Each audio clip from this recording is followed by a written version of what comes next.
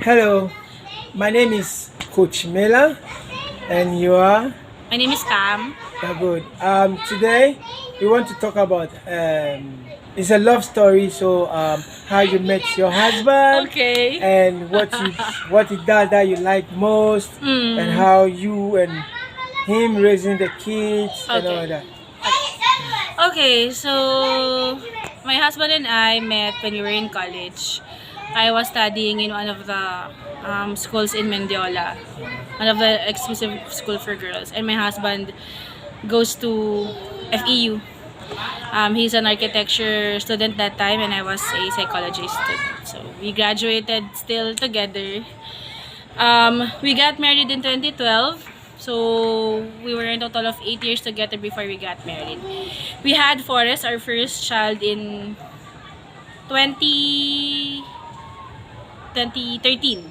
So after 4 months of marriage, we had our first child.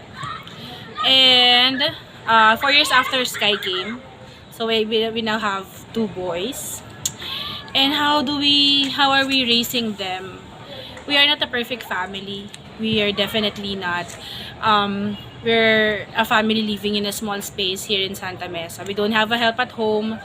We raise them all by ourselves. We're very hands-on, from assignments to the football activities and everything. We do household chores.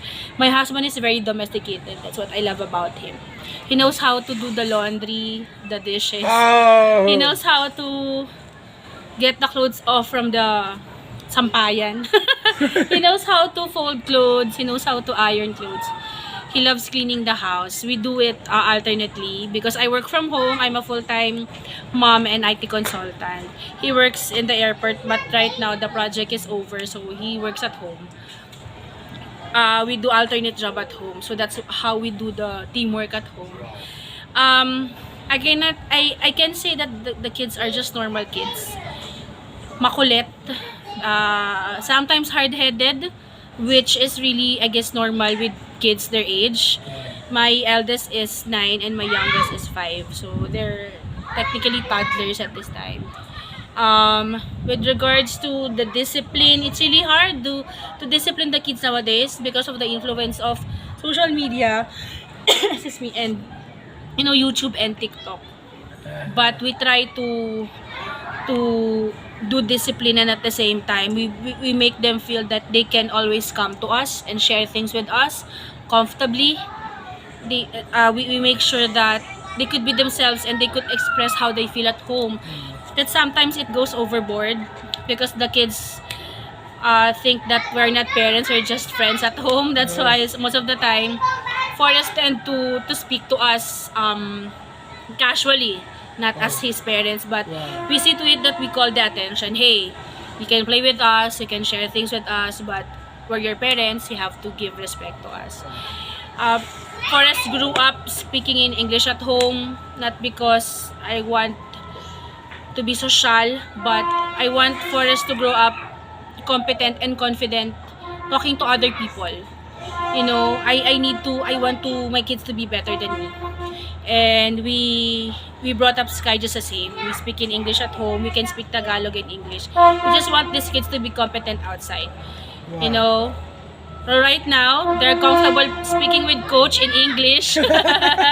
Coach is not a Filipino, but my kids are very comfortable talking with them. So that's the fruit of our labor. Okay, By so mm, so um 2012 she got married. That yes, means 13 years now. 11 yeah, years now. 11 years, yeah. So what keep you guys closer? Like Mm. what are the things that you do that it makes the love grow like more and more new, makes it more like a new. Mhm.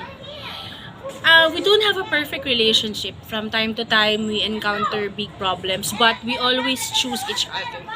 Loving each other and the marriage itself is a choice every day that you do. You choose to Okay. love the person even if the person is not lovable at all. You choose to forgive the person when he or she does something.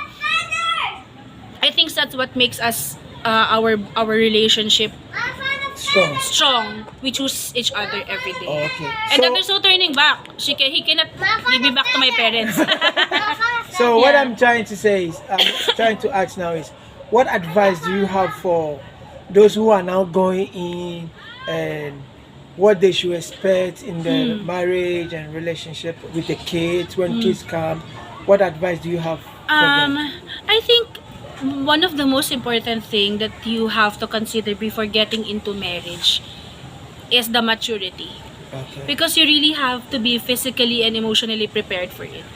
I strongly believe that marriage are not for young people. Marriage is not for young people. It should be for people that are matured enough to accept the other people, because you're two different people when you're in one roof. It's not going to be easy. On our first year, me and Jerwin, we throw shoes at each other. We fight, but we choose to accept and compromise. Yeah. You know, it's really an emotional and physical preparedness of your body. It's mind and body. Wow. It's really the essence of it, because how can you love a person who doesn't know how to pick up dirty clothes on the floor?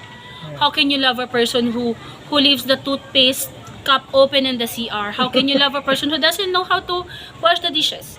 But eventually, you learn to love that person because you accept that you're two different person. Yes, You teach him the things that you learn in life, and then at the same time, you learn from him as well.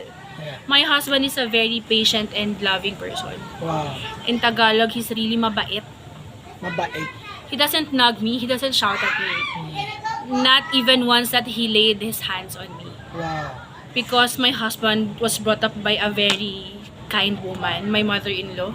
I was Okay. very blessed with my sister-in-law and my brother-in-law. Oh, So, wow. I'm a person who has a very strong personality. It matched with him.